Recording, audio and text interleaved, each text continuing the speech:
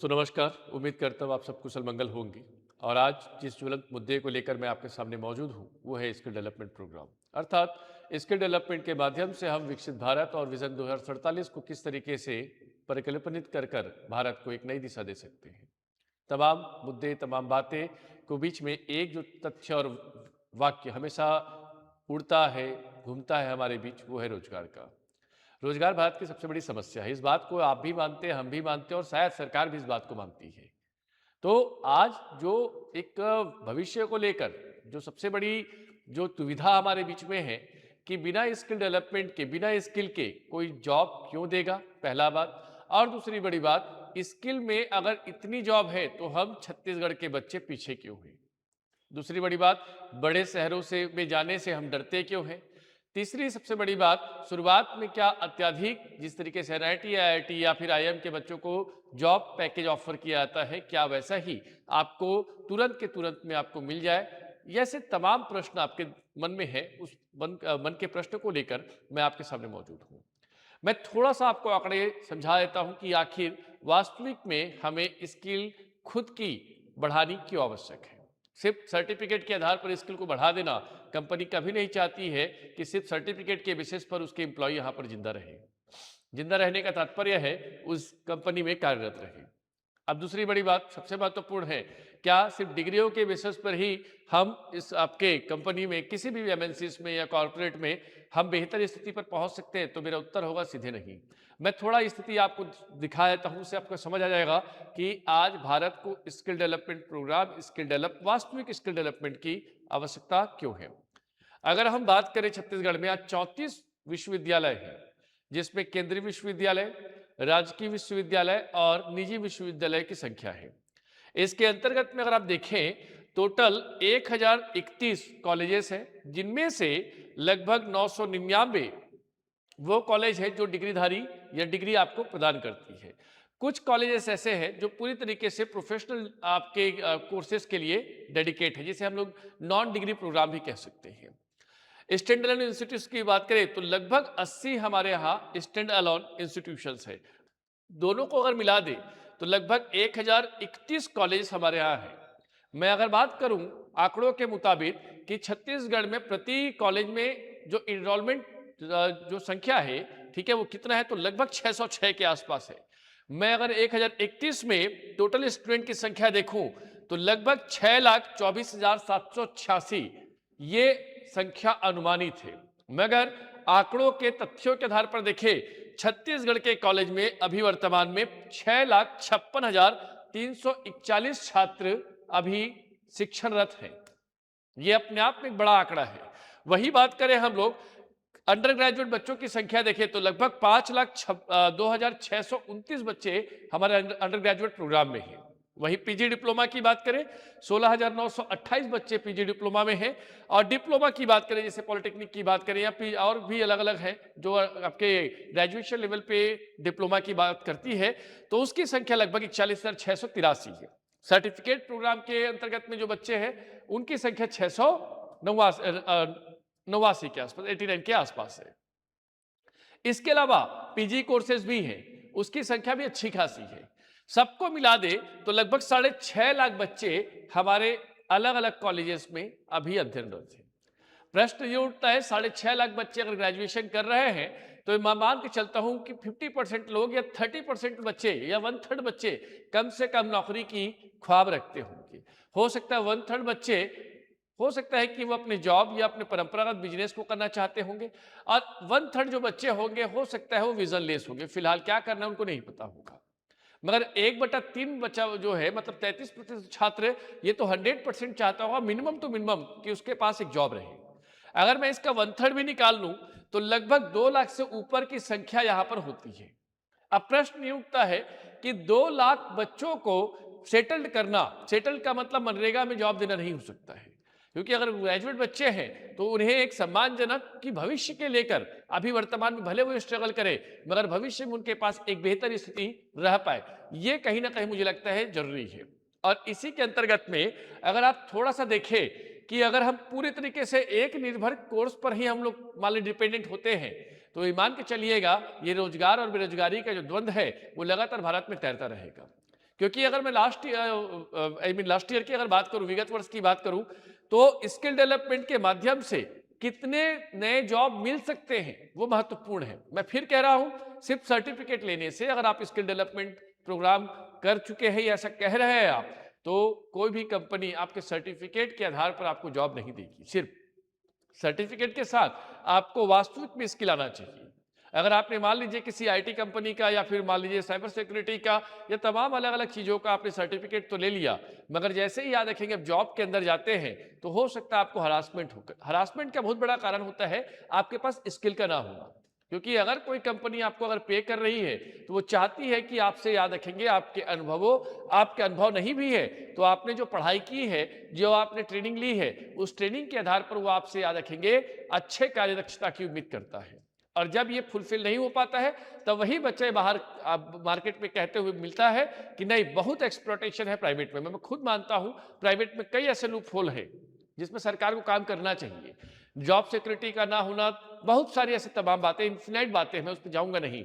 भाषा का भी कहीं ना कहीं जो लहजा है वो प्राइवेट सेक्टर में खराब हो रहा है। इसके लिए बाद में बात की जाएगी।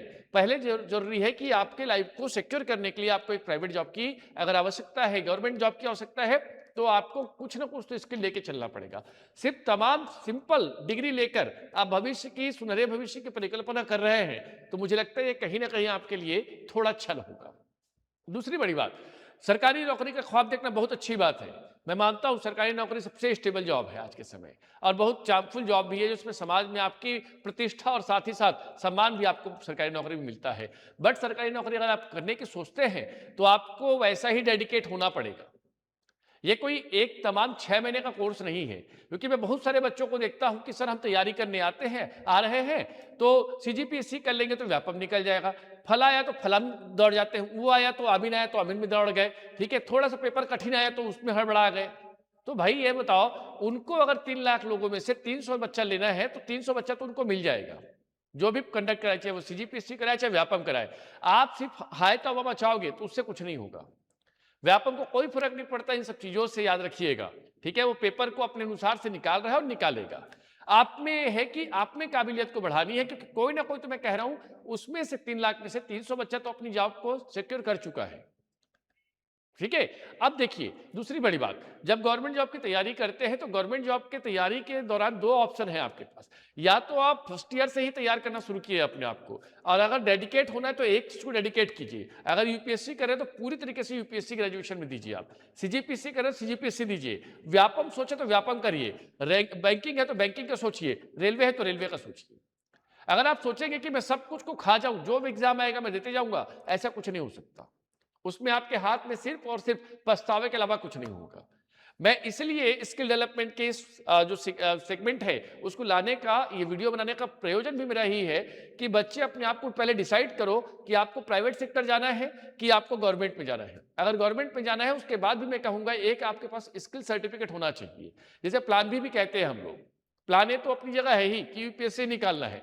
होगा क्या, कई बार ऐसा भी होता है कि प्राइवेट सेक्टर के जो बच्चे हैं आगे जाकर याद रखेंगे वही एग्जाम निकाल रहे हैं, क्योंकि कारण यही है उनके पास कुछ ना कुछ स्किल के कारण से वो अपनी लाइफ को सिक्योर कर लिए एट द एज ऑफ 24-25, 24-25।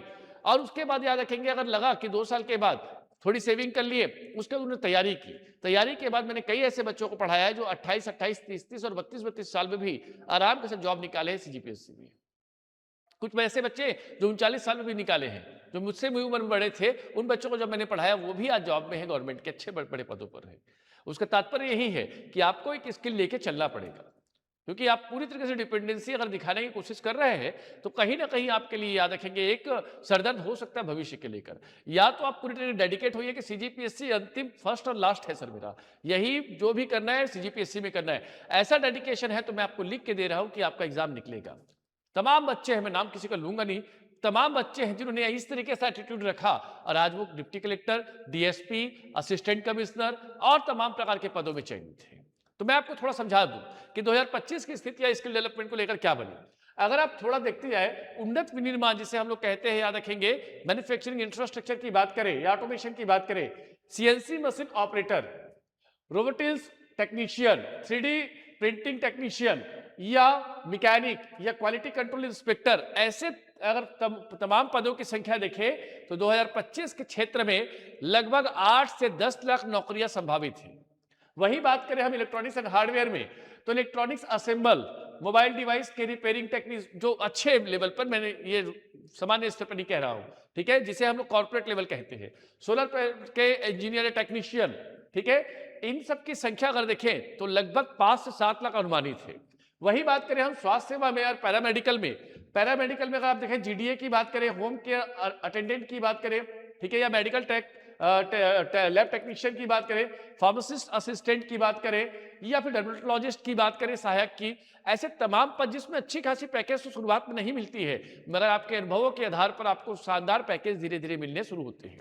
मैं आपको फिर दोहरा रहा हूं, कई अलग अलग कमेंट आए मेरे पास कई चीजों को लेकर कि सर शुरुआत में इंदौर में, भोपाल में या बड़ी जगहों पर 8-10 की सैलरी दे रहे हैं, तो हम अपने क्षेत्र को छोड़कर जाए क्यों? मैं आपको कहता हूं, अगर मान लीजिए छत्तीसगढ़ में ही ऐसी व्यवस्था बन जाती है, आईटी सेक्टर पूरे आ जाती है, टेलीकम्युनिकेशन आ जाता है, इलेक्ट्रॉनिक्स मैन्युफैक्चरिंग आ जाती है, ये तमाम प्रकार की चीजें आ जाती है, तो आपको छत्तीसगढ़ छोड़ने की आवश्यकता नहीं है। परंतु वर्तमान की स्थिति में हमें, भारत है ना, हमारे लिए कोई एक जगह तो नहीं है कि छत्तीसगढ़ में रहना जरूरी है। देश है हमारा, हम विदेश की बात तो कर नहीं रहे। देश के अंदर में कहीं भी जॉब मिले, शुरुआत में आपको थोड़ा सैक्रिफाइस तो करना पड़ेगा। मैं अपने खुद के अनुभव के आधार पर बताऊं, मेरे साथ कई ऐसे छात्र लड़के थे इंजीनियरिंग के दौरान पर, जिन्होंने 5.5 साल 6 साल में डिटेन होकर बैक लगा लगा कर इंजीनियरिंग कंप्लीट की अपनी। कई ऐसे लड़के थे, ठीक है, वो कभी कॉलेज में दिखते नहीं थे, मगर जब वो पास आउट हुए तो उन्होंने, याद रखेंगे, पुणे, हैदराबाद, बेंगलोर में जाना शुरू किया। वहां पे 6-6 हजार 7-7 हजार की कंपनी में ज्वाइन किए, ठीक है, सीखते गए, और आज मानेंगे नहीं, आज वही 12-15 साल के बाद कुछ लड़के उनमें से टीम लीड है, कुछ लड़के मैनेजर पोस्ट पे है, कुछ लड़के एवीपी हो चुके हैं, असिस्टेंट वाइस प्रेसिडेंट, और उनके पैकेज 25 लाख, 30 लाख, 40 लाख तक पहुंच चुके हैं। सोचिए 6,000 का जॉब करने वाला इंसान आज 25 लाख के जॉब में है। मैं नाम इसलिए नहीं ले पाऊंगा क्योंकि किसी व्यक्ति को आरोपित करना उचित नहीं है। ऐसे कई तमाम एग्जाम्पल है। कई सेकंड डिवीजन वाले लड़के थे, इंजीनियरिंग में फर्स्ट डिवीजन भी नहीं ला पाए, वो भी आज अच्छी अच्छी जगह पर है। सिटी बैंक में है, एयू स्मॉल फाइनेंस बैंक में है, अब आईटी में तो पूरी भरमार पड़ी हुई है। ऐसे तमाम सेक्टर हैं। ठीक, अब बात करें हम लोग हॉस्पिटलिटी की बात करें, निर्माण की बात करें, निर्माण में लगभग 3 से 5 लाख रोजगार पैदा होंगे। दूसरी बात करें, अगर हम लोग बताएंगे हॉस्पिटलिटी की बात करें, पर्यटन की बात करें, छत्तीसगढ़ पर्यटन का बहुत बड़ा हब बन सकता है। मैं फिर दोहरा रहा हूं, बस्तर में भी एक एग्जांपल आप देखें, कुछ वहां पे प्लेयर्स हैं जो अच्छी खासी टाइकोनिक अपने आप को कन्वर्ट कर चुके हैं। हमारे बच्चे जो हैं कई अलग अलग जगहों पर, जैसे हमारे कुड़ार डैम है, सिरपुर है, या तमाम जगह है, ऊपर से लेकर नीचे देखें तो हर 10 किलोमीटर में एक आपको कोई ना कोई बढ़िया सा स्पॉट मिल जाएगा। आज देखिए इको टूरिज्म की बात हो रही है, तो इनमें आपको स्किल चाहिए। मान लीजिए आप टेंट लगाते हैं, तो टेंट लगाने के लिए कौन सा टेंट, ऐसे लगा भर देने से बिना मैनेजमेंट के कोई भी प्रोग्राम, कोई बिजनेस सक्सेसफुल नहीं हो सकता। मैं आपको बार बार कह रहा हूं, ठीक है, उसके लिए आपको सब कुछ आना चाहिए, ठीक है, इमरजेंसी मैनेजमेंट से लेकर याद रखेंगे ग्राउंड मैनेजमेंट तक, ठीक है। अब बात करें रिटेल और लॉजिस्टिक में, उसमें भी संख्या 2 से 3 लाख रोजगार पैदा होने के हैं। ऑटोमोबाइल और सर्विसेज में 1.5 से 2 लाख या 2.5 लाख तक की रोजगार पैदा होंगे इस बार। ब्यूटी एंड वेलनेस में भी ये सेगमेंट छोटा नहीं है, ब्यूटी एंड वेलनेस। मैं आपको छोटा सा एग्जांपल दूं, आज के समय जब ये ग्रूम ब्राइडल की बात करते हैं, दुल्हा दुल्हन की बात करते हैं, एक एक दुल्हन 40-40 हजार, कम से कम बता रहा हूं, दुल्हा और दुल्हन, क्योंकि मैं सिर्फ फेमिनिज्म की बात नहीं करूंगा और एंटी फेमिनिज्म की बात नहीं करूंगा। 40-50 हजार रुपए वो अपने मेकअप पे खर्च कर रहे हैं 2 दिन की, 1 दिन की शादी के लिए। आप सोचिए, मतलब एक शादी में एक दुल्हा दुल्हन के ऊपर 1 लाख का खर्च हो रहा है। मगर ये क्या है, अगर आपके पास वैसी स्किल है, सिर्फ याद रखिए कि किसी सामान्य से ब्यूटी पार्लर में जाके 3 महीने का कोर्स कर देने से आपका नाम नहीं हो सकता। आपको उसकी प्रॉपर मैनेजमेंट आनी चाहिए, प्रॉपर स्किल आनी चाहिए। और वो स्किल कहाँ मिलेगी? एक निश्चित क्षेत्र में। मैंने अलग एक आध वीडियो बनाऊंगा, आपको बता दूंगा कौन कौन से इंस्टीट्यूशन है जो भारत में ये सब चीजें कराने की अपनी मादा रखते हैं। क्योंकि मैं फिर कह रहा हूं, सर्टिफिकेट पकड़ने से कुछ नहीं मिलता है। बहुत सर्टिफिकेट वाले मैंने देखे हैं, ठीक है, आते हैं मेरे पास भी रिज्यूम लेकर कई सर्टिफिकेट वाले, वो सर्टिफिकेट के बेसिस पे कुछ नहीं मिलता है। आज के समय आपकी स्किल का होना अनिवार्य है। जो पॉलिसीज यूरोप में थी, वो पॉलिसी धीरे धीरे इंडिया में आ चुकी है। पहले भी हमारे यहाँ था कि डिग्री के बेसिस पर आपको जॉब मिलता था, यूरोप में ये चीज कभी नहीं हुआ। और वही चीज हमारे यहाँ इंडिया में आ चुका है कि अब सिर्फ डिग्री के आधार पर कुछ नहीं मिलेगा, आपको स्किल कोई ना कोई डेवलप तो करना पड़ेगा। ठीक, अब बात करें हम लोग इसी में थोड़ा और आगे, तो अगर आप देखें एआई और मशीन लर्निंग थोड़ा सा एडवांस हो जाता है। देखो ये बेसिक चीजें हैं जिसको आपको जानना था। अब मैं उन बच्चों के लिए बात करूं जो अपने आप को बहुत ग्लोबलाइज करना चाहते हैं, अपने आप को एमएनसीज के बाद बहुत अलग अलग देशों में अपनी प्रभुसत्ता चाहते हैं।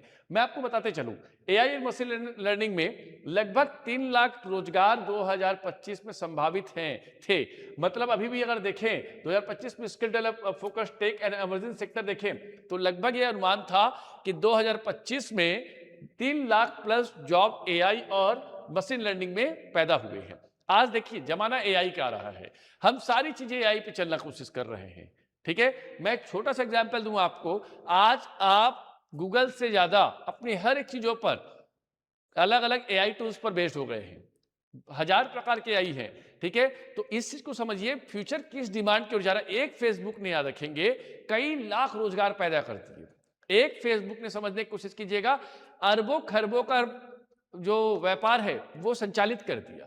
अर्थात सोचिए, जब एक छोटे से सोशल मीडिया के एंटरटेनमेंट प्लेटफॉर्म की बात करें, वो अपने आप को टाइकोनिक बिलियनर बना चुकी है, ट्रिलियंस बना चुकी है ना। तो आप सोचने की कोशिश कीजिएगा, एआई और मशीन लर्निंग तो हर एक सेगमेंट पे आएगा, चाहे आपके एंटरटेनमेंट में हो, आपके प्रोफेशनल लैंग्वेज में हो, प्रोफेशनल टर्म्स में हो, चाहे आपके नॉलेज सेक्टर में हो, सभी सेक्टर में एआई और मशीन लर्निंग फ्यूचर में आने वाली है।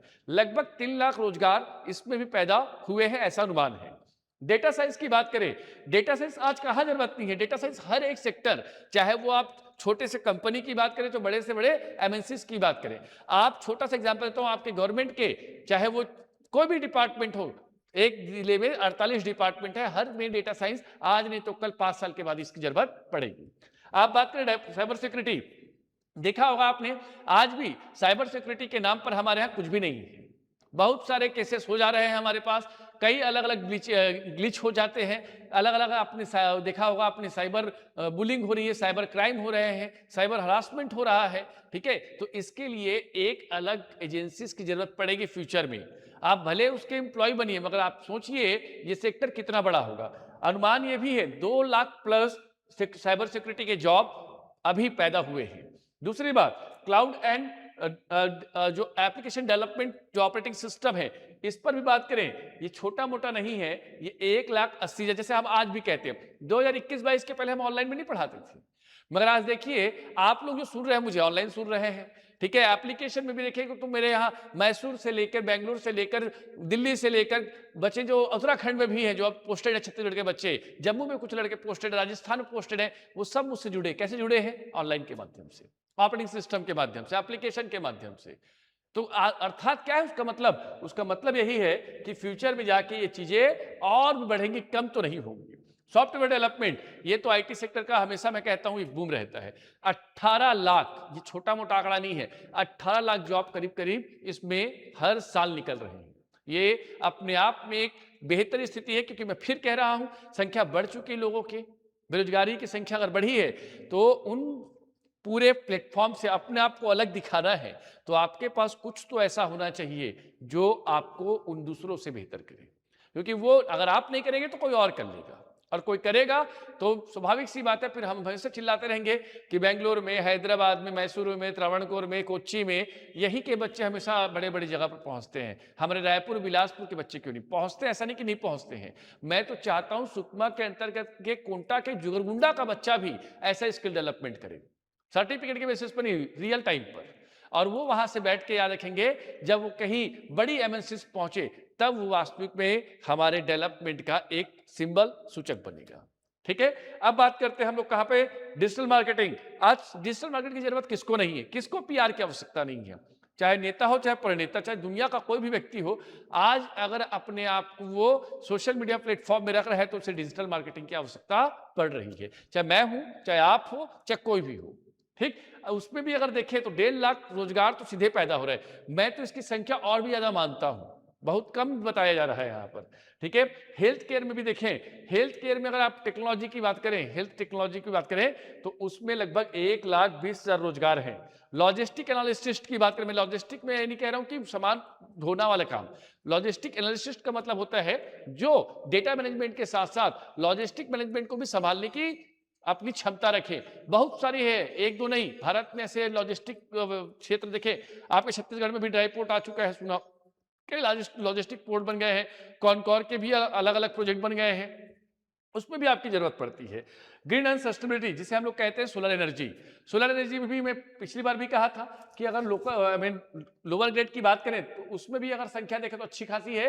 और अगर यहाँ पर बात करें जिसमें इंजीनियर टेक्नीशियन नहीं, इंजीनियर या कह सकते हो थिंकर, एनालिस्ट, ये जो बड़े पोस्ट है मैनेजर, उनकी संख्या 90,000 प्लस जाएगी इसी साल में। और इसके बाद अगर हम बात करें जो फाइनेंशियल सेक्टर की बात करें, फिनटेक कंपनी की बात करें, फिनटेक कंपनी लगातार बढ़ रही है। आज हमारे सारे ट्रांजेक्शन 98% ट्रांजेक्शन, हमारे छोटे ट्रांजेक्शन जो है वो हम यूपीआई के माध्यम से कर रहे हैं। अलग अलग याद रखें फिनटेक कंपनी आ चुकी है। एयरटेल बैंक जैसे एक एग्जांपल दे रहा हूं, ऐसे तमाम प्रकार के फिनटेक बैंक आ गए हैं। हर एक चीज आपके मोबाइल में आ चुकी है। आज बैंक जाने की आपको आवश्यकता नहीं है। तो ये सब किसका कहानी है? फिनटेक की। फिनटेक में भी 2,20,000 के आसपास रोजगार है।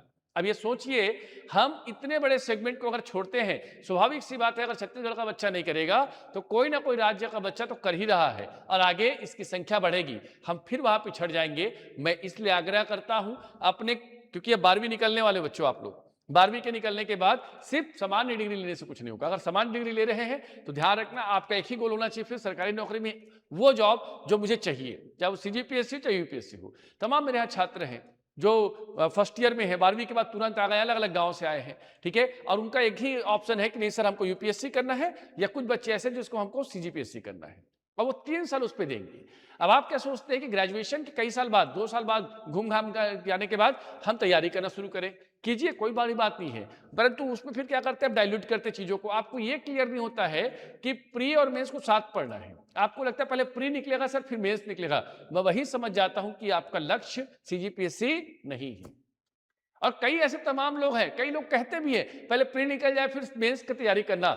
मैं कहता हूं अगर आपके पास 7 पेपर है, 7 पेपर को तोड़ देंगे, 25 से ज्यादा विषय है आपके पास, आप सोच के देखिए 75 दिन में 25 सब्जेक्ट कंप्लीट कर लेंगे आप? अगर आप में ताकत थी तो मुझे लगता है कि आप तो 12वीं के बाद किसी आईआईटी पवई या फिर याद रखेंगे एम्स जैसी बड़ी संस्थानों में अपने ग्रेजुएशन किए होंगे। ठीक, इसको कटाक्ष मत समझिए, वास्तविकता है ये, और वास्तविकता को एक्सेप्ट करना मानव की सबसे खूबसूरत बात होती है, क्योंकि प्रश्न चिन्ह उठा देने से कुछ नहीं होता। मैंने रोजगार मेला पर एक अपने व्यक्तित्व दिए थे, एक लेख लिखा था, कई प्रश्न उठाए आप लोगों को, जॉब सिक्योरिटी नहीं है, मांग कीजिए ना जॉब सिक्योरिटी का, क्यों नहीं करेंगे? आप कह रहे हैं 8-10 साल में इंदौर में कौन जाएगा? मैं कहता हूं जब मेरे साथ के लोग, या आज भी कई ऐसे बच्चे हैं जो याद रखेंगे 8 या 10 साल से शुरू करके 4 साल में अच्छी कंपनी में अपने आप को मूव करके या स्विच ऑन करके अच्छे पोजीशन पे आ रहे हैं, अपने परिवार के लिए एक बेहतर इस आधार स्तंभ बन जा रहे हैं, तो 4 साल स्ट्रगल कर लेना भाई, क्या दिक्कत है? यहां स्ट्रगल कर ही रहे ना, 4 साल वहां कर ले। मत जा मूवी, मत जा घूमने, बचा पैसा, नहीं पैसा बच रहा है तो जो 4,000 मांग ले घर से, घर वाले तो ऐसे भी दे ही रहे ना तुमको बेरोजगारी में। तो इस चीज को समझने की कोशिश कीजिएगा, और जब तक ये नहीं समझेंगे आप, तो मैं फिर कह रहा हूं, आज जैसे देखिए छत्तीसगढ़ के अंतर्गत में आज हम पीओपी करा रहे हैं, तो पीओपी में छत्तीसगढ़ का बच्चा नहीं दिख रहा है या मजदूर नहीं दिख रहा है। आज जो भी कार्य करा रहे हैं उसमें कौन दिख रहे हैं? बाहर के लोग। तो उसका तात्पर्य क्या है? वो अपनी स्किल को डेवलप कर रहे हैं बिना पढ़े लिखे, और आप और हम क्या कर रहे हैं कि हम उन्हें स्पेस दे रहे हैं। हम खुद भी नहीं करेंगे तो कोई ना कोई तो आके करेगा, स्वाभाविक सी बात है। क्योंकि ये बात मान के चलिए, रोजगार की आवश्यकता सबको है, कुछ उसको अनदेखा कर रहे हैं और कुछ उसको अपॉर्चुनिटी में कन्वर्ट कर रहे हैं। तो मैं छत्तीसगढ़ के बच्चों को यही कहूंगा, बच्चों पढ़ाई अनिवार्य है, सरकारी नौकरी तो करना ही है हमको, ये मान के चलो, ठीक है, और उसके लिए हम बैठे ही हैं, उसमें कोई सवाल नहीं उठता है। हर साल दे रहे हैं रिजल्ट, इस बार 22 दिए, अगले बार हो सकता है 265 में से 220 हमारे यहाँ से हो, ऐसी तैयारी करेंगे, कोई दिक्कत नहीं है। परंतु इन सब के बीच में एक चीज हमेशा याद रखना कि जो 12वीं के बाद जो बच्चे निकल रहे हैं वो स्किल बनाना शुरू करो किसी भी चीज में। मैं आपको फिर कह रहा हूं, स्किल होगी तो आपको भविष्य के लिए कठिनाई नहीं होगी। स्किल नहीं होगी बेटा, स्वाभाविक सी बात है आगे जाकर एक बहुत बड़ा गैप हम तैयार कर देंगे, और फिर वो जो गैप है जो आज हम देखते हैं दक्षिण जब हम देखते हैं कि जो हमारा कर्नाटका है, तमिलनाडु है, केरला है, वहां पे देखिए रोजगार सृजन कैसा हो रहा है, वैसा हमारे यहाँ चाहिए। तो हमारे अगर नहीं हो पा रहा है छत्तीसगढ़ में, वैसा प्लेटफॉर्म नहीं बन रहा है, हम वहां जाकर कॉम्पीट करेंगे, लड़ेंगे, जीतेंगे। मैं भी तो बाहर रह के जीता ना, कई चीजों को जीत कर ही तो छत्तीसगढ़ आया हूं, तो स्वाभाविक सी बात है आप भी जीतेंगे, मुझे ऐसी पूर्ण उम्मीद है। ठीक है, तो आप बेहतर कोई भी अगर प्रकार का डाउट हो, मैं हमेशा मेरा अपना नंबर दे के रखता हूं, ठीक है, आप कॉल कीजिए, मिलिए मुझसे, और जहां तक हम बेहतर करने की सोच रख सकते हैं अपने भविष्य को लेकर, मैं आपके साथ पग में पग मिलाकर खड़ा रहूंगा। धन्यवाद। जय हिंद, जय छत्तीसगढ़, जय माँ भारती, जय छत्तीसगढ़ महतारी।